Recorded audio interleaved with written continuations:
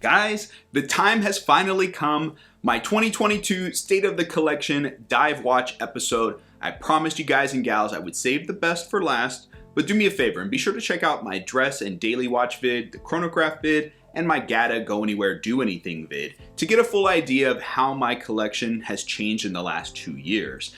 Now for me, a dive watch needs to be at least 200 meters of water resistance. Why, you ask? Am I a diver? Absolutely not. But I think for purist's sake, it should be at least 200 meters of water resistance. But honestly, guys, 100 meters is realistic for the most extreme of my personal water activity-based needs. And right up front, let's settle the score in the comments. Divers on leather, yes or no? I say unless you're going in the water, hell yes. Let's hear why I'm right or tell me why I'm wrong. As I mentioned, I would have a really special announcement in this video, and normally content creators put that towards the end to get y'all to watch all the way through. But I know you guys, I know some of you impatient MFers out there are just gonna skip over. So let's just kick it off with, you guessed it, a new watch alert. Hit it.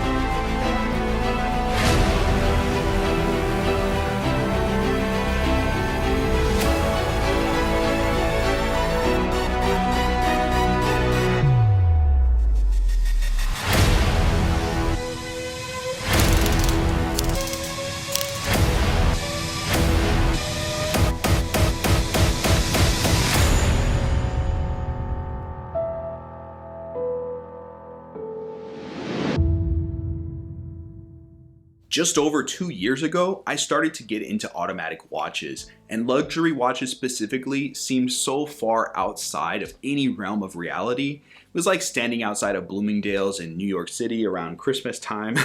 I was just mesmerized, specifically with the Blancpain 50 Fathoms reference 5015. So much so that after starting a few reviews on this channel, I picked up the Reef Tiger RGA 3035, an homage of the 50 Fathoms. I loved the dome crystal and incredible lume on the bezel and the indices. I loved how chunky it was, the way it felt on the wrist, and I knew if this is how the homage was, how much better would the real thing be?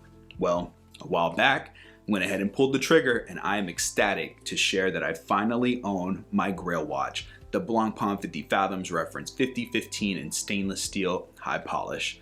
Everyone loves the Rolex Submariner, and I get it, but for me, the Blancpain will always be the better watch. And this may come as a shock for some, as I can already hear the argument that for the money spent, you could have purchased this or this or this. And I mean, technically I could have purchased 50 micro-brand watches and homages to where I'd be able to wear a new watch each day of the month for almost 2 whole months. But there's something to be said for working toward a goal and eventually achieving it. It just feels different. You wear it different. It becomes a part of you. It has a story, and for me, it's an almost secret nod to other watch enthusiasts out there. In the wise words of Dominic Toretto, not a bad way to spend $10,000. Do me a favor and smash that thumbs up for the algorithm. I really appreciate you guys. The finishing of this watch is phenomenal. The seller included the box and papers, and not only the sailcloth strap, but also a croc leather strap, and the tools to remove the hex head screw tubes, a brushed deployant clasp, which I'm sure was purchased aftermarket since the case is in high polish. Not sure why they went with brushed. Now, one of the first things I had to do was swap this out with a couple of Artem sailcloth straps along with their deployant clasp in high polish so that I could preserve the original Blancpain straps. And if I'm being honest, I consider the Artem luxury straps an upgrade well worth it for any watch, specifically this one. And I'll do a full review of this watch and the strap soon, but for now, let me show you the rest of my dive watch collection. Now, I already talked a bit about the Reef Tiger RGA 3035, and I stand by the statement that this is such a great watch. The Seiko NH35 movement, incredible lume, and 200 meters of water resistance. It's similar to the 50 Fathoms design, but it's not an exact homage copy.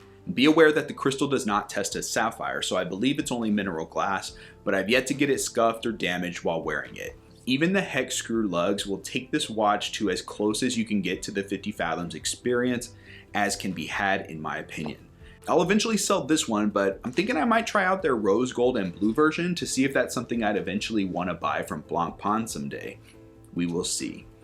Next up is my Teselle Marine Diver watch, an incredible homage of the Rolex Starbucks or the new Cermet with the green bezel insert as you see here. I picked this one up pre-owned off eBay and I love that it came with the original black bezel insert, so if you wanted to ever change it out to look like a standard black sub, you can easily do that. And this watch originally came on the bracelet full set, but I think that this green strap from Strapsco with the deployant Rolex style clasp is the best look for this one. It's powered by the Miyota 9015 movement beating at 4 Hz, and I love that this homage does it right. It has the 2x magnifying Cyclops, sapphire with AR coating, 120 click unidirectional bezel, screw down crown, thin case profile, the ceramic bezel insert. It's the full package. But I highly recommend this one if you just gotta have that Rolex sub but aren't ready to part with the money just yet. This one I'll likely be selling at some point this year as well. Now let's work our way over to a more recent pickup, which is this custom Seiko mod project done by my friend Brandon, who you can follow on Instagram at Case and Dial. He does some phenomenal, amazing work, as you can see here with this watch that started out as the Seiko SNZ H57. By the end of the project, I believe the only original parts on this watch are the case back, and the movement, which is the Seiko 7S36. However, Brandon did mention to me that when I'm ready, we can easily swap this out with the NH35 and a black date wheel so that it can have hacking and hand winding capabilities.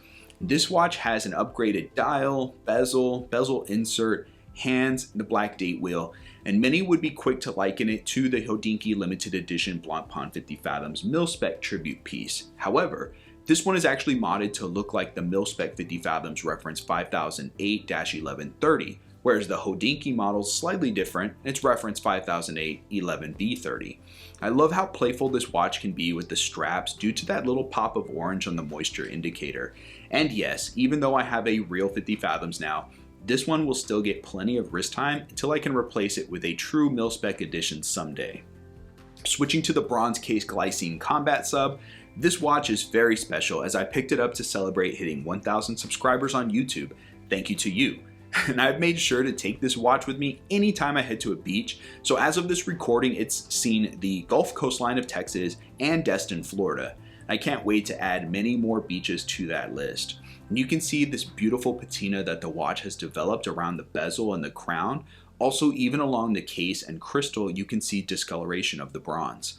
I love that this watch has Tudor bronze vibes with the Arabic numerals at 3, 6, and 9. The Fotina looks good, and it has respectable specifications like sapphire crystal, Sellita SW200 movement, and it has a thinness to it unlike the Tudor Black Bay case shape, which is more blockish. And I love the red pops on the bezel and the date wheel. This piece plays nicely with so many straps too.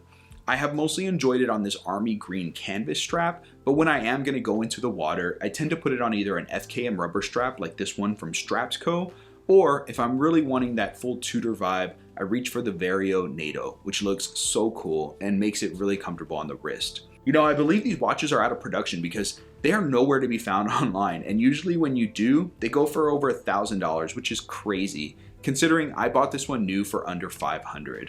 Keep your eyes peeled for these. If you can find one, maybe pre-owned for under $600, I would say go for it. It is a great watch. Lastly, we have the most recent diver that I have acquired, which is this special and incredibly rare watch called the Pebros by Romanian company Dapix. And the reason that this one is so special is because I purchased it from my good friend Miguel with SoCal Watch Reviews. He's been purging some of his collection, and when I saw that this one was available, I offered him a bit over his asking price immediately. I wanted to not only help him with funding his major watch pickup, but also to keep this one close by. If the day comes where he would want to buy it back, I will gladly sell it to him at an extremely high price. Just kidding. Now, Dapix only sells and ships within specific countries in Europe, so you can't just go online and order one of these, which is a shame because check out the specs on this watch for $205. You get full stainless steel case and bracelet with solid links and solid end links. sapphire crystal with 3 layers of AR coating, 300 meters of water resistance and screw down crown, a helium escape valve, ceramic bezel that is loomed, as well as the loomed hands and indices with super luminova. It's powered by the Seiko NH36A movement for day-to-day complication. And look at this lovely two-tone design with the rose gold. I just love it. Two-tone has really been growing on me lately, but I went ahead and swapped the original bracelet with this black rubber Rolex style strap and the deployant clasp with rose gold accent to tie in with the case. What do you guys think of this pairing? Does it look good or is it a bit too much? Let me know your thoughts. Now, compared to my first State of the Collection video with basically homages and some more affordable pieces, you can see how much my collection has evolved, and I'm still planning to review a variety of watches going forward, from affordable pieces, different luxury pieces, and everything in between. So make sure you subscribe so you don't miss out, and I look forward to seeing you guys at the next one. Until then, may the Schwartz be with you. Take care.